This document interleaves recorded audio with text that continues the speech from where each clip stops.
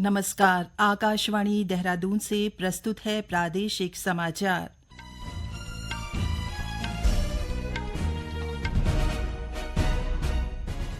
पहले मुख्य समाचार।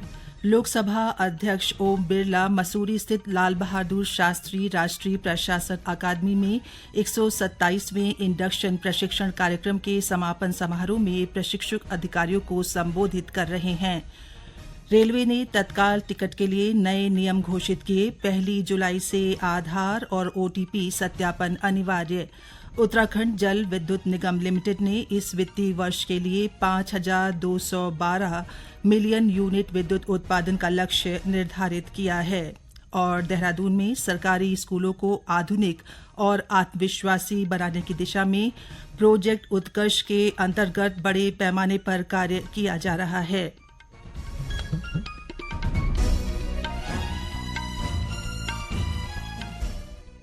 प्रादेशिक समाचार के साथ मैं पंकज सनवाल खुलबे। और अब समाचार विस्तार से।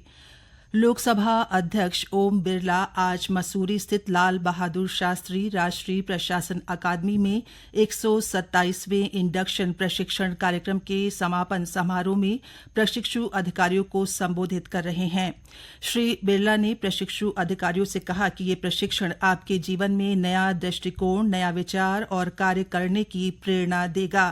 प्रशिक्षण कार्यक्रम विशेष रूप से राज्य प्रशासनिक सेवाओं से भारतीय प्रशासनिक सेवा में पदोन्नत अधिकारियों के लिए तैयार किया गया है। भारतीय रेल ने तत्काल टिकट के लिए नए नियमों की घोषणा की है। 1 जुलाई से केवल वे लोग ही भारतीय रेलवे खानपान और पर्यटन निगम IRCTC की वेबसाइट और ऐप पर ऑनलाइन तत्काल टिकट बुक कर सकेंगे, जिन्होंने आधार के साथ अपना खाता प्रमाणित किया है। 15 जुलाई से ये नियम आरक्षण काउंटर से तत्काल टिकट बुक कराने पर भी लागू होंगे। हमारे संवाददाता ने बताया कि तत्काल टिकट निष्पक्ष और पारदर्शी ढंग से बुक कराने और यात्रियों के हित को सुरक्षित रखने के लिए ये फैसला किया गया है। भारतीय रेलवे ने तत्काल टिकट बुकिंग प्रणाली में महत्वपूर्ण बदलाव करने की घोषणा की है। नए बदलावों के तहत इस वर्ष 15 जुलाई से ऑनलाइन तत्काल बुकिंग के लिए आधार OTP सत्यापन अनिवार्य होगा। कंप्यूटरीकृत यात्री आरक्षण प्रणाली काउंटरों और अधिकृत एजेंटों के माध्यम से बुक किए गए तत्काल टिकटों के लिए बुकिंग के समय उपयोगकर्ता के मोबाइल नंबर पर OTP भेजकर सत्यापन किया जाएगा। ये परिवर्तन तत्काल बुकिंग में पारदर्शिता बढ़ाने और यह सुनिश्चित करने के लिए लागू किए जा रहे हैं ताकि इसका लाभ सही उपयोगकर्ताओं तक पहुंचे। आपदा या दुर्घटना में अनाथ हुए बच्चों, किशोरियों, आर्थिक रूप से कमजोर महिलाओं और वृद्ध महिलाओं को अब राज्य सरकार से तुरंत आर्थिक सहायता मिल सकेगी। इसके लिए राज्य मंत्रिमंडल ने मुख्यमंत्री महिला एवं बाल बहुमुखी सहायता निधि की नियमावली को मंजूरी दी है। एक रिपोर्ट। योजना का उद्देश्य आपदा की स्थिति में तत्काल राहत पहुंचाना है। इस सहायता से जरूरतमंदों को रहने, खाने, इलाज, पढ़ाई और रोजगार जैसे कार्यों में मदद दी जाएगी। जिनकी आमदनी का जरिया प्रभावित हुआ है, उन्हें भी लाभ मिलेगा। योजना के लिए धनराशि अंग्रेजी शराब की बिक्री पर सेस लगाकर जुटाई जाएगी। महिला सशक्तिकरण एवं बाल विकास मंत्री रेखा आर्या ने बताया है कि इस योजना की महत्वपूर्ण बात इसकी तत्काल मदद व्यवस्था है। पात्र व्यक्ति के आवेदन पर ब्लॉक स्तर की टीम 5,000 रुपए तक की सहायता तुरंत दे सकेगी। 10,000 से 25,000 रुपए की मदद जिला समिति 15 दिन में स्वीकृत करेगी। जरूरत अधिक होने पर राज्य स्तरीय समिति 5 लाख रुपए तक की सहायता दे सकेगी। योजना के तहत महिलाओं और बच्चों के लिए भोजन, दवा से जुड़ी किट, अस्पताल पहुंचने की सुविधा, रहने खाने की व्यवस्था और मेधावी छात्राओं को पढ़ाई में मदद मिलेगी। मनरेगा या निर्माण स्थलों पर काम करने वाले महिलाओं और उनके बच्चों को भी इस योजना का लाभ मिलेगा। साक्षी सिंह, आकाशवाणी समाचार, देहरादून। जन कल्याणकारी योजनाओं का लाभ केवल पात्र लाभार्थियों तक सीमित करने के लिए देहरादून प्रशासन सख्त रुख अपनाने जा रहा है। जिलाधिकारी सविन बंसल ने जिले में फर्जी राशन और आयुष्मान कार्ड के मामलों पर गंभीरता दिखाते हुए व्यापक सत्यापन की प्रक्रिया शुरू कर दी है। श्री बंसल ने मुख्य चिकित्सा अधिकारी से 15 दिनों के भीतर आयुष्मान कार्ड धारकों की सत्यापन रिपोर्ट मांगी है। साथ ही जिला पूर्ति अधिकारी को 3,87,000 से अधिक राशन कार्ड धारकों का विवरण मुख्य चिकित्सा अधिकारी को देने और टीमें गठित कर घर घर जाकर सत्यापन कराने के निर्देश दिए हैं। फिलहाल जिले में सिर्फ 35,393 राशन कार्ड सत्यापित हैं। जिलाधिकारी ने स्पष्ट किया है कि अपात्र कार्ड धारकों पर कड़ी कार्रवाई की जाएगी और आगे से सिर्फ उन्हीं को राशन कार्ड मिलेगा जो नियमों के अनुसार पात्र होंगे। ये समाचार आकाशवाणी के देहरादून केंद्र से प्रसारित किए जा रहे हैं। ताज़ा समाचार के लिए आप हमारे सोशल मीडिया एक्स व Facebook page Akashvani news Uttarakhand को फॉलो कर सकते हैं। साथ ही ये समाचार हमारे YouTube channel Akashvani news Uttarakhand पर भी उपलब्ध हैं। उत्तराखंड जल विद्युत निगम लिमिटेड UJVNL ने इस वित्तीय वर्ष के लिए 5,212 मिलियन यूनिट विद्युत उत्पादन का लक्ष्य निर्धारित किया है। मुख्य सचिव आनंद वर्धन की अध्यक्षता में सचिवालय स्थित सभागार में आयोजित UJVNL की 126वीं बोर्ड बैठक में ये लक्ष्य तय किया गया।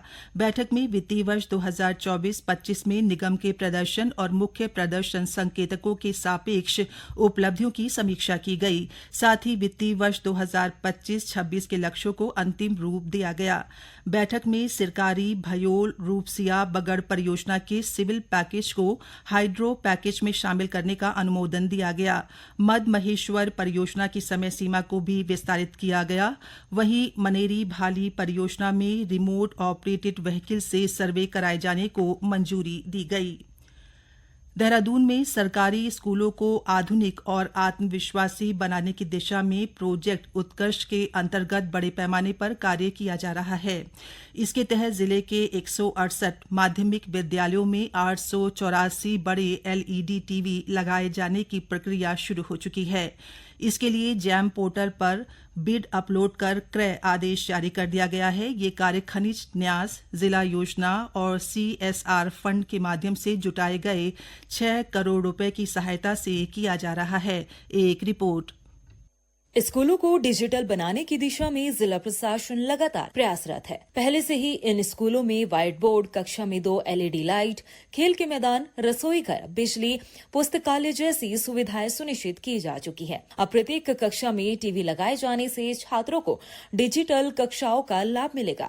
जिलाधिकारी सविन बंसल इससे पहले नैनीताल और अल्मोड़ा में भी इसी मॉडल के तहत सभी सरकारी स्कूलों को स्मार्ट बना चुके हैं। देहरादून में भी उन्होंने इस दिशा में ठोस पहल करते हुए खनिज न्यास से 3.67 करोड़ की धनराशि शिक्षा विभाग को डिजिटल शिक्षा के लिए दी है।